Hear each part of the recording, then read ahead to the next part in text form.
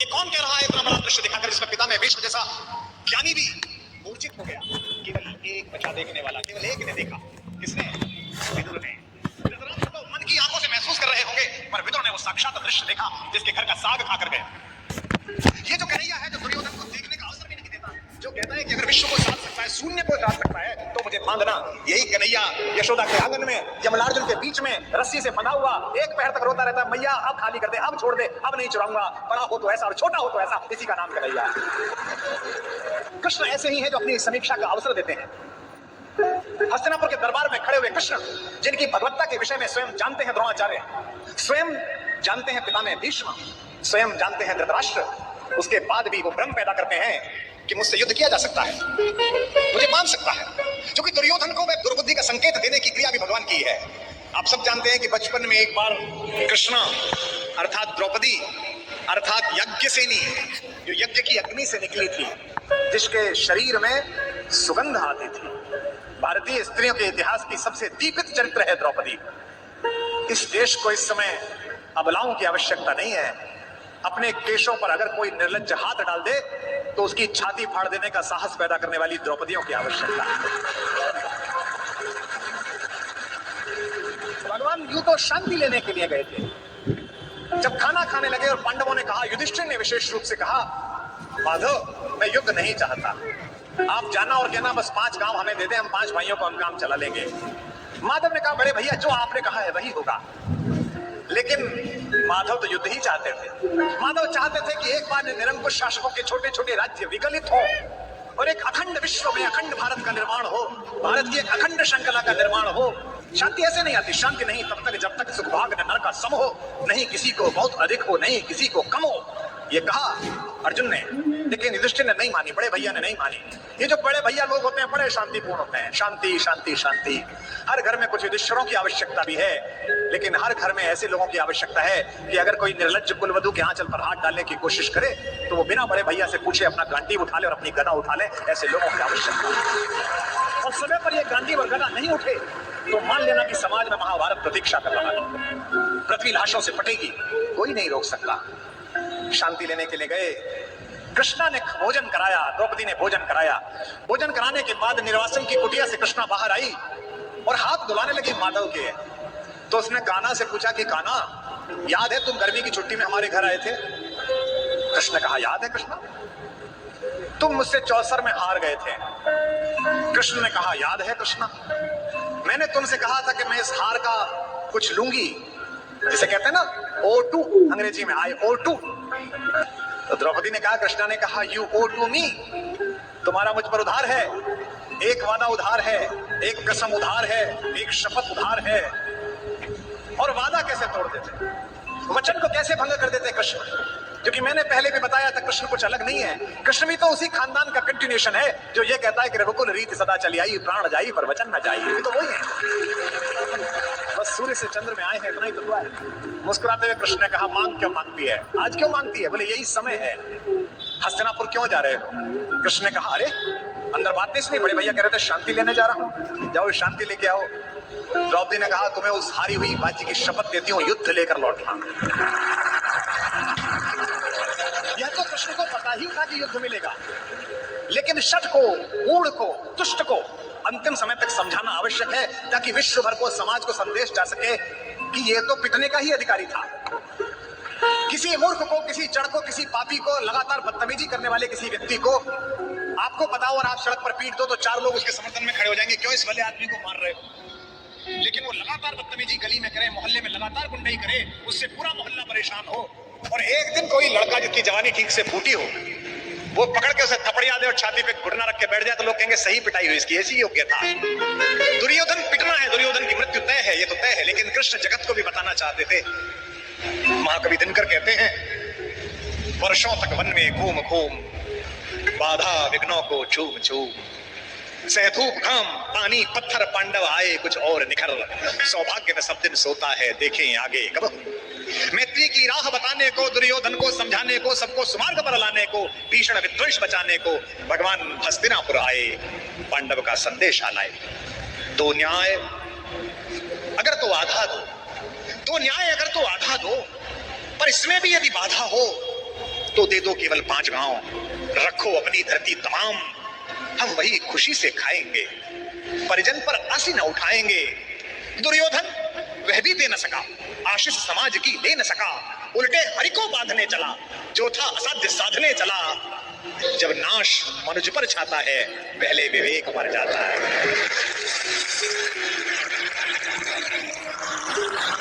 जब नाश मनुज पर छाता है, पहले विवेक मर जाता है। हरि ने भीषण हुंकार किया, अपना स्वरूप विस्तार किया, डगमग डगमग दिग्गज बोले, भगवान कुपित होकर बोले, जंजीर बढ़ाकर साध मुझे। हाँ हाँ दुर्योधन, बांध मुझे।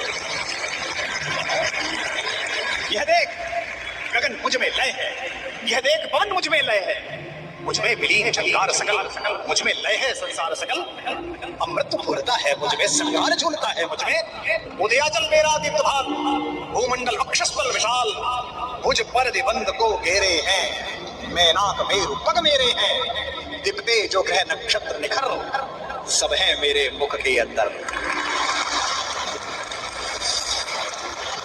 दृढ़ हो तो दृश्य कांड देख, मुझ में सारा ब्रह्मांड, मुझ में सारा ब्रह्मांड देख। चर अचर जीव चर अक्षर अक्षर, नश्वर मनुष्य सुरजाति अमर, शतकोटि सूर्य शतकोटि चंद्र, शतकोटि सर्प सर्वक्षित मंद्र, शतकोटि विष्णु ब्रह्मा महेश, शतकोटि जलपति धनेश, शतकोटि रुद्र, शतकोटि काल, शतकोटि दंडधर लोकपाल, जंजीर पढ़ाकर साध मुझे। हाँ हाँ दुर्योधन, साध मुझे।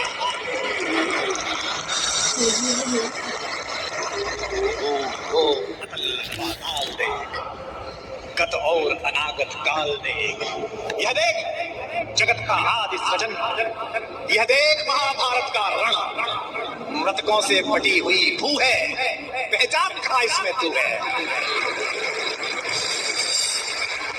अंबर में कुंतल जाल देख, पद के नीचे पाताल देख, मुट्ठी में तीनों काल देख, मेरा स्वरूप विकराल देख।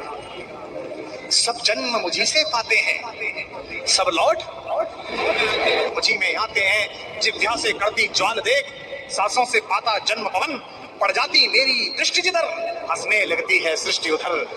मैं जभी मूंदता हूँ लोचन, छा जाता चारों ओर मरण। सवाल देखना, बांधने मुझे तो आया है, जंजीर बड़ी क्या लाया है। यदि मुझे बांधना चाहे मन, पहले तो बांध अनंत गगन। और ये 2 पंक्ति भगवान का भरत वाक्य, सूने को साध न सकता है, वह मुझे बांध कब सकता है।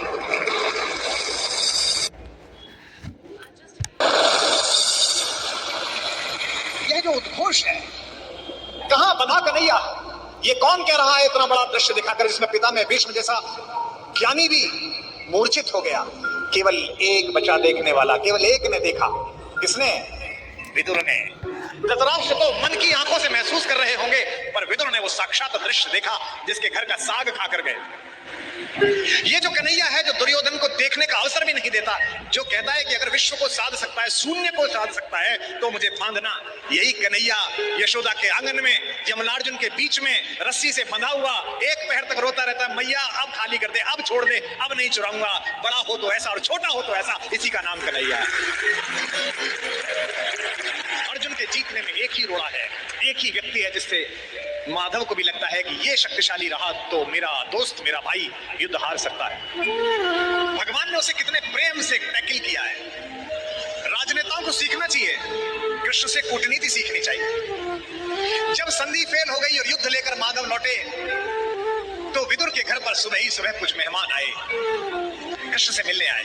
हम भी कहीं ठहरते हैं तो नगर के लोग मिलने आ जाते हैं, महत्वपूर्ण लोग मिलने आते हैं कि कुमार विश्वास है, तो हम सब कवियों से मिलने लोग आते हैं। तो विदुर के द्वारपाल ने कहा कि अंगराज कर्ण आए हैं।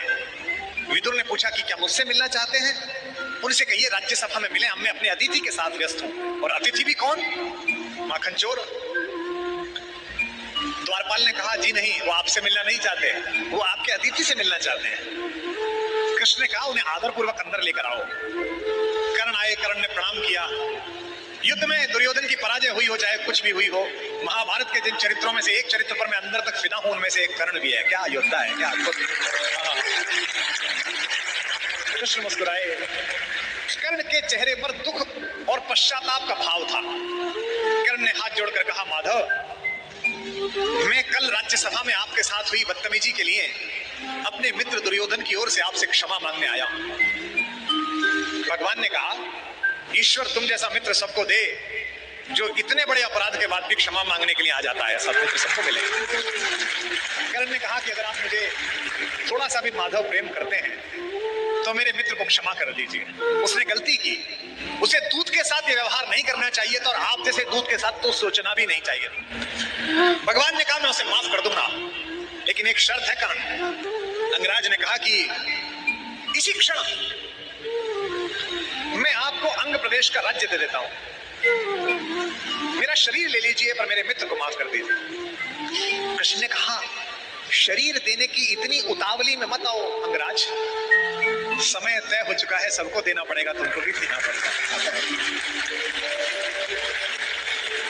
कर सकते हो तो इतना करो, अब मैं वापस पांडवों के पास जा रहा हूं। हस्तिनापुर की सीमा तक मुझे छोड़ के आओ। उसने कहा, इससे बड़ा सौभाग्य क्या होगा कि मैं आपको छोड़ने चलूं? आइए मेरे रथ में बैठिए। कृष्ण ने कहा कि ठीक है, मैं तुम्हारे रथ में बैठ जाता हूं। आपकी कार में कोई बहुत बड़ा आदमी बैठने लगे तो कभी भी ड्राइवर से गाड़ी मत चलवाना। ड्राइवर से कहना, तू नीचे उतर, सवार बहुत बड़ा है, अब ड्राइव मैं करूंगा, गाड़ी को चलाना। कर्ण ने अपने चालक से कहा कि नीचे उतर, इस रथ पर त्रैलोक्य का स्वामी बैठने वाला है, ड्राइव मैं करूंगा। और कर्ण तो ड्राइवर का ही लड़का है, सूत पुत्र है, उसको तो आता ही है रथ चलाना, और रथ चालक का बेटा है। कर्ण रथ चलाने लगा। भगवान पीछे से उतरकर कर्ण के पास आकर बैठ गए और थोड़ी देर बाद उसका रथ छोड़कर उसे अपने रथ पर बिठा लिया। वहां भी वही रथ चलाने लगा। अब भगवान ने उससे बातचीत शुरू की। देखिए कितने बड़े कूटनीतिज्ञ हैं ये कन्हैया, दिखते भोले हैं लेकिन परम चालू। इनको पता था कि एक ये आदमी है जो फजीता करेगा, इसका मनोबल तोड़ो। पहली बार कर्ण को ये पता चला जो भेद उन्होंने बताया। हरि बड़े प्रेम से कर धर कर ले चढ़े उसे अपने रथ पर। रथ चला परस्पर बात चली, शमदम की टेढ़ी घात चली। शीतल हो हरि ने कहा हाय, अब शेष नहीं कोई उपाय। कर्ण अब कुछ बचा नहीं, हो विवश हमें धनु धरना है।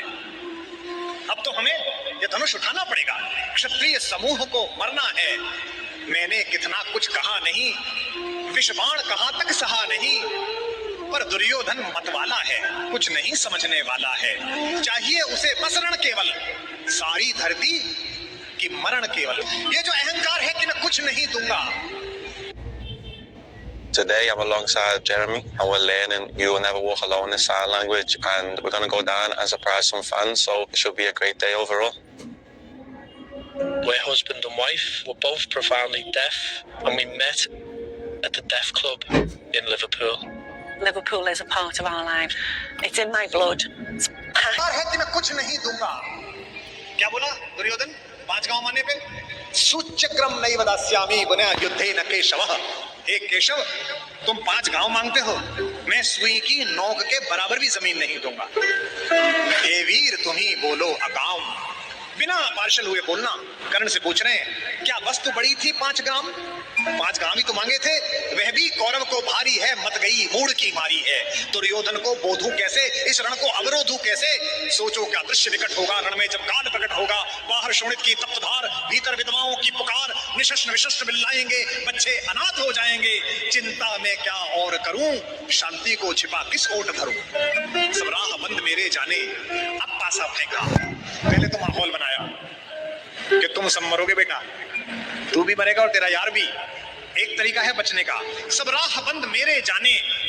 हाँ, एक बात है यदि तू माने, देखो कैसे फुसला रहे हैं, तो शांति नहीं जल सकती है, समरागनी अभी टल सकती है। तुझे धन्य है दुर्योधन, तू एकमात्र उसका जीवन, तेरे बल की है आस उसे, तुझसे जय का विश्वास उसे। तू संग न उसका छोड़ेगा, वह क्यों रण से मुंह मोड़ेगा। जब तक तू उसके साथ है वो लड़ाई नहीं छोड़ सकता। बस ऐसा कर, तू उसे छोड़ दे। क्यों? क्या अघटनीय घटना कराल। एक बात बताऊं तुझे कर्ण, एक बड़ी कराल घटना इस खानदान में हो गई है, तुझे पता नहीं है। तू प्रथा कुक्षिका, प्रथा मतलब कुंती, तू कुंती कोख का प्रथम लाल, तो कुंती का पहला बेटा है। ये पहली बार कर्ण को स्वयं भगवान श्री कृष्ण ने बताया है, सबसे पहली बार। अच्छा, ये बात पहले भी बता सकते थे कभी, कर्ण तो रोज मिलता था। जब 14 साल का वनवास था तब बता देते, नहीं। अगर तुरुप का इक्का आ जाए तो चुरू में मत फेंको, बचा के रखो, फाइनल टेबल पे काम आएगा। अब कर्ण को बता रहे हैं कि तू तो कुंती का लड़का है, पनसूत अनादर सहता है, कौरव के दल में रहता है, किस्मत के फेरे में पड़कर का प्रेम सदा फंसा दुश्मन के घर, निज बंधु मानता है, पर को कहता है शत्रु सहोदर को। पर इसमें दोष न तेरा है, तेरा कोई दोष नहीं है। अब कहा मान इतना मेरा, अब इतनी मान, चल होकर संग अभी मेरे, जहां 5 भ्राता तेरे। कहते हैं एक काम कर, अब मेरे रथ पे से उतरी मत, अब मैं हाँक रहा हूं और सीधा वहीं जाकर रुकेगा जहां तेरे 5 भाई हैं। जिसको जिंदगी में किसी ने भाई नहीं कहा, जो माँ की एक पुकार के लिए जीवन भर तरसा है, उसको जिंदगी का सबसे बड़ा प्रलोभन दे रहा है हमारा कान्हा। क्या कह रहा है? बिछुड़े भाई मिल जाएंगे, सब मिलकर मोद मनाएंगे, कुंती का त्यों ही परम तने ज्येष्ठ, बल बुद्धिशील में परम श्रेष्ठ। और क्या करेगा? पद त्राण भीम पहनाएगा, भीम तेरे को चप्पल पहनाएगा। कैसे कैसे लालच है, कैबिनेट मिलेगी और उसमें भी कोई छोटा मोटा मिनिस्टर नहीं, सीधा ही प्राइम मिनिस्टर। पद त्राण भीम पहनाएगा, है धर्माधिप युधिष्ठिर चमर डुलाएगा। तेरे दरबार के बाहर कौन खड़े होंगे? पहरे पर पार्थ प्रवर होंगे। जो तेरा दुश्मन है, तेरा छोटा भाई अर्जुन, ये तो तेरा एनर्जी कमांडो बनेगा। पहरे पर पार्थ प्रहर होंगे, सहदेव नकुल अनुचर होंगे, सब लोग तुझे पहचानेंगे, असली स्वरूप को जानेंगे। खोई मणि को जब पाएगी, आखिरी दाव जो मारा है, खोई मणि को जब पाएगी कुंती।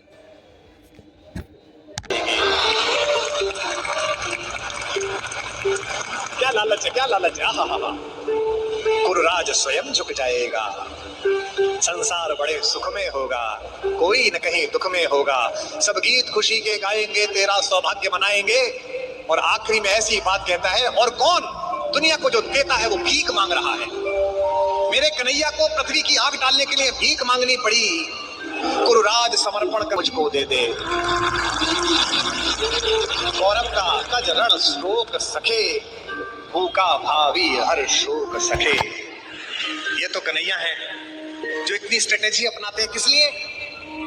देखो, ये बड़ा गहरा गणित है, समझो। इस दाव को चलने में कृष्ण का कोई नुकसान नहीं है। अगर कर्ण इधर आ जाता तो महाभारत समाप्त हो जाती।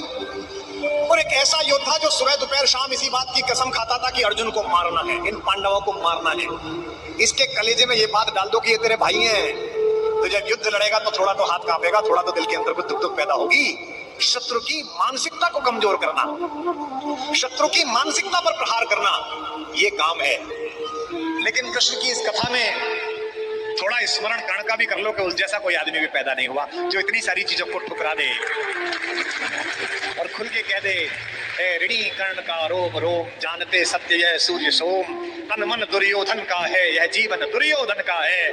और 2 पंक्ति जो कही है कर्ण ने, मैं उसकी दृढ़ता को और उसके समर्पण को प्रणाम करता हूं। सुरपुर से भी मुख मोड़ूंगा, केशव में उसे न छोड़ूंगा।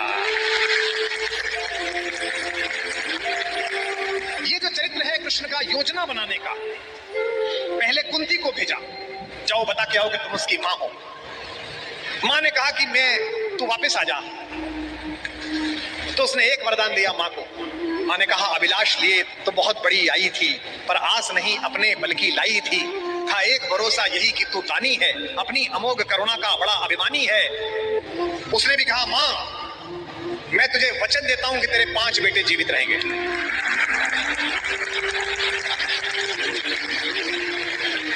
इसका मतलब है कि कर्ण ने कहा कि युद्ध के बाद 5 बेटे जीवित रहेंगे, अर्जुन के अलावा किसी पर हथियार नहीं उठाऊंगा।